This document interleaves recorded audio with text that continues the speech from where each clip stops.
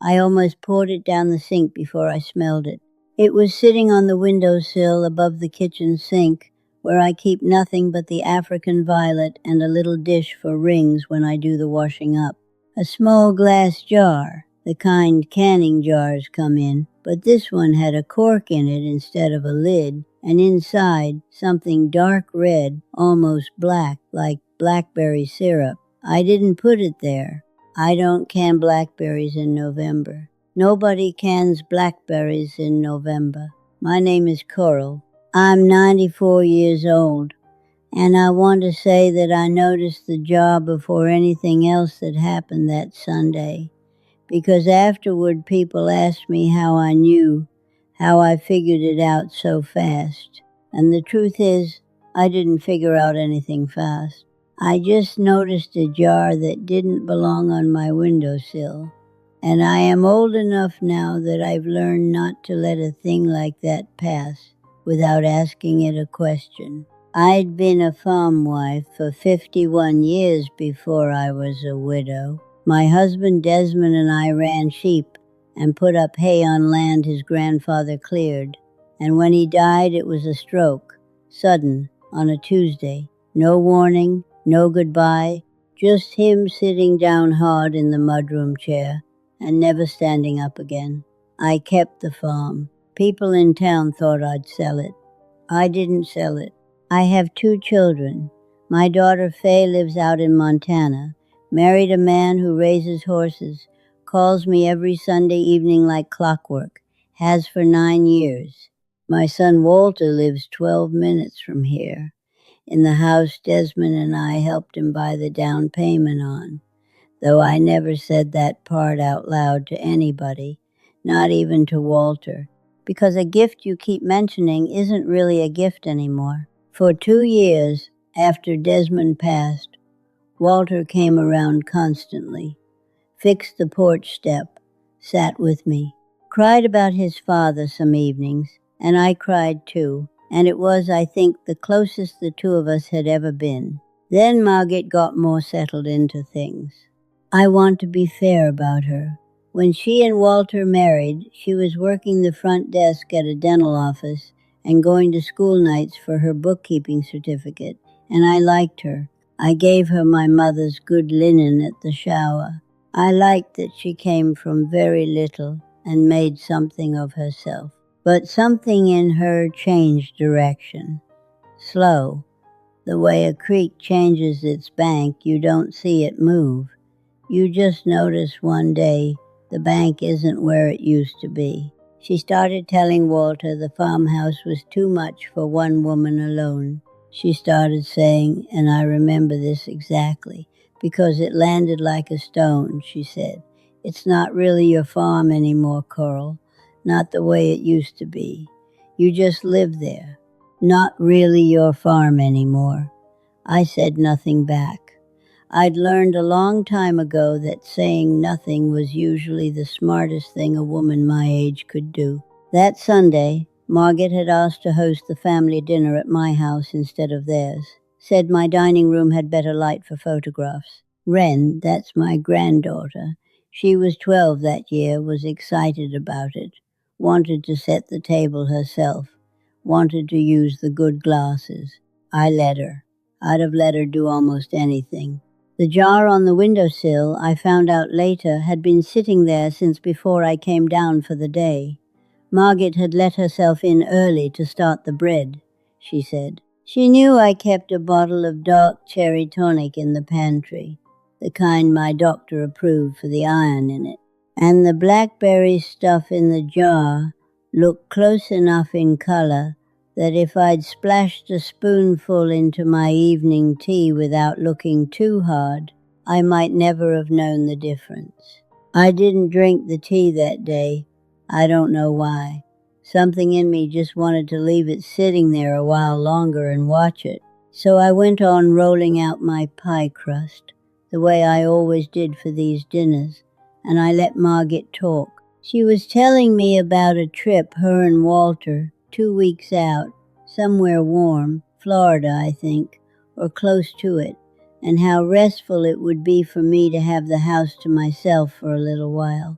I said that sounded lovely. I asked when they were leaving. She said the second week of December, right after my heart appointment, she said, like she'd just remembered it, like it had only just occurred to her. My hand stopped on the rolling pin. I have a thing with my heart now, nothing dire, the doctor says, but a rhythm that skips when it shouldn't. And there's a list of medicines on my refrigerator door that I'm not supposed to take. Medicines that slow a heart down too far. Walter put that list there himself, with a magnet shaped like a little tin rooster that Wren picked out at the hardware store. He knew that list. He'd driven me to the appointment where the doctor read it to both of us. I looked at Margaret and I smiled and said I was sure I'd manage just fine on my own for a week. Here is what I did. I'm going to tell it slow because I want you to understand I was not brave. My hands shook the whole time. I excused myself to use the powder room, and on my way through the kitchen I picked up the blackberry jar like I was only tidying up clutter, the way an old woman does. In the bathroom I poured a thimble of it into one of the little pill cups I keep for travel, sealed it, and tucked it down in the cabinet behind the spare soap where nobody but me ever looks. Then I rinsed the jar, dried it, and refilled it most of the way with a bit of grape jelly thinned with warm water, dark enough to pass at a glance. I put it back on the sill exactly where it had sat. Then I went upstairs, locked my bedroom door, and called Desmond's cousin Otis. He'd handled money matters for half the families in this county for 40 years, and he'd been like a brother to my husband since they were boys fishing the same pond. He listened without saying a word until I finished. Then he said, "Write down everything you just told me, time and date. Email it to me tonight from an account nobody in your family knows you have." He said he'd drive up first thing. He asked if I still had the floor safe in the back closet. I told him yes. Desmond had put it in back in 1979. I came back down for dinner. Wren ran to hug me, told me she'd folded the napkins into little fans herself.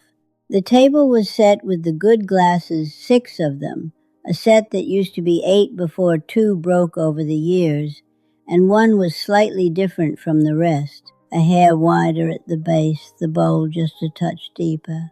It had been Desmond's, the one he drank his evening cider from, and it sat now at the head of the table, at my place. Margaret had asked me months back, almost in passing, whether the whole set was original. I'd told her no, only 6 left now, and one was different enough you could spot it if you were looking. She'd been looking. Dinner went on the way these dinners go. Margaret's brother visiting from somewhere out west. I forget exactly where now. My memory isn't what it was, talked about a hiking trip. Walter refilled glasses without thinking about it. Wren told me about a book. Then Margaret sent Wren to the kitchen for the rolls and leaned in close to me and said, "You look tired, Coral. You should have some cider. You haven't touched it." I picked up my glass. I said, "In a moment. Let's say grace first." We hadn't said grace at this table in 15 years. Walter looked up, surprised. While every head was bowed, I switched my glass with the one nearest it, Margaret's, set close by the salt dish, close enough our hands nearly touched anyway, and I folded my hands and thanked the Lord for the food and the family, and sat back down with her glass at my place and mine at hers. She was watching me when I opened my eyes. Just watching. Something behind her face had shifted, though nothing on the surface moved. I lifted my glass several times through the meal. I never once drank from it. 31 years teaching middle schoolers how to pretend you'd read the assigned book taught me how to fake a sip better than most actresses could manage. Margaret drank hers down, twice refilled, both times by Walter, who wasn't paying any particular attention to anything by then. It was when I brought out the pie that she started going pale. She said she needed to lie down, stood up too fast, caught the chair, sat back down hard. Walter asked what was wrong. He looked at her glass empty, then at mine, still mostly full. He asked, "Did you drink the cider?" She said, "Just the cider you brought." He said, "I didn't bring any cider." There was a quiet in that kitchen I will carry the rest of my life. The dishwasher humming along underneath it, Wren humming with it, not understanding yet. Out the window, the wind moving through the bare maple. And in that quiet, my son's face changed in a way I had hoped.